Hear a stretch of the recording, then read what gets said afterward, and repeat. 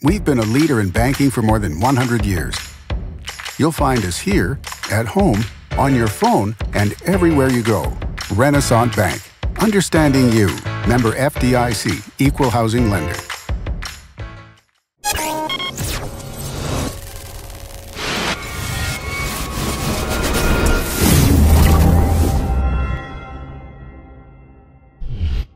Sponsored by Renaissance Bank. Good morning and welcome to Daily Journal Newsbreak, sponsored by Renaissance Bank. Today is Wednesday, August 15th, and I'm your host, Elizabeth Walters. We're going to take a look at today's top news and sports stories across Northeast Mississippi, but first, a look at your weather forecast. Today we'll have sunny skies with a high of 96 and a low tonight around 74. And over the next 3 days, on Thursday, a 50% chance of afternoon showers and thunderstorms. We'll have a high of 93 and a low of 74. On Friday, scattered thunderstorms with a high of 90 and a low of 73. And on Saturday, a 60% chance of scattered thunderstorms with a high of 89 and a low of 72. Let's take a look at today's top headlines.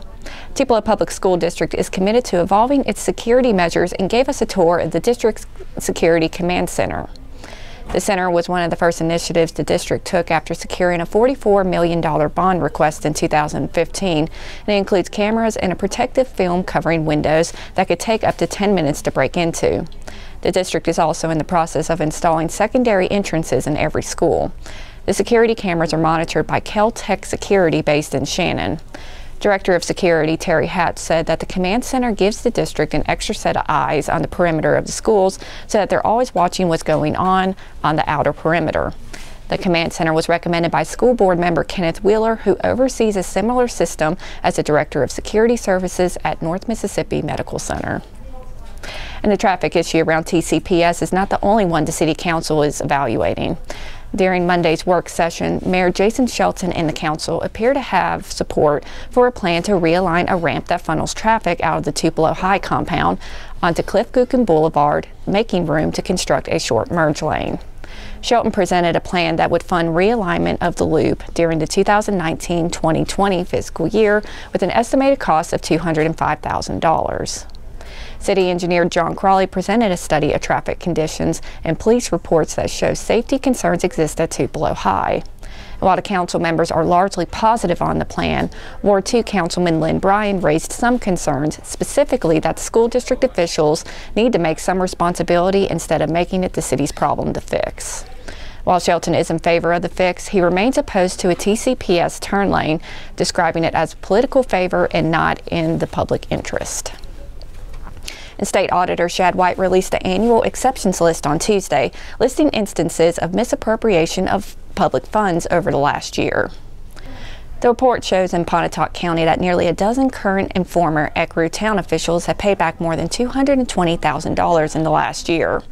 Last August, the state issued informal demands to 7 former aldermen and 2 current aldermen, totaling over $13,000 in misused public funds. The following month, former City Clerk Gretchen Moody and former Police Chief Paul Baylock were indicted for fraud and embezzlement in order to repay a total of more than $390,000. To see a full list of new charges and demands for repayment against public officials in our coverage area, visit djournal.com. And in sports, New Albany volleyball topped Pontotoc in straight sets on Tuesday. Sophomore Greta Blakemore finished with 11 kills and 24 assists in the match. New Albany dominated, finding themselves up 17-5 early and eventually winning the first set 25-13. The Lady Bulldogs were only up 18-17 in the second set until Blakemore scored 6 of the 7 last points to give New Albany to win, and the Lady Bulldogs used 10 kills to take the third set 25-14. And that does it for Newsbreak on this Wednesday. Don't forget that this show is just one of the many online offerings courtesy of the Daily Journal that gets you news off the page and on the go. Each story discussed today on Newsbreak can be found in your Daily Journal or online at djournal.com, where you can also find a new episode of Newsbreak each weekday morning. Thanks for joining us. I'm Elizabeth Walters. Have a great afternoon.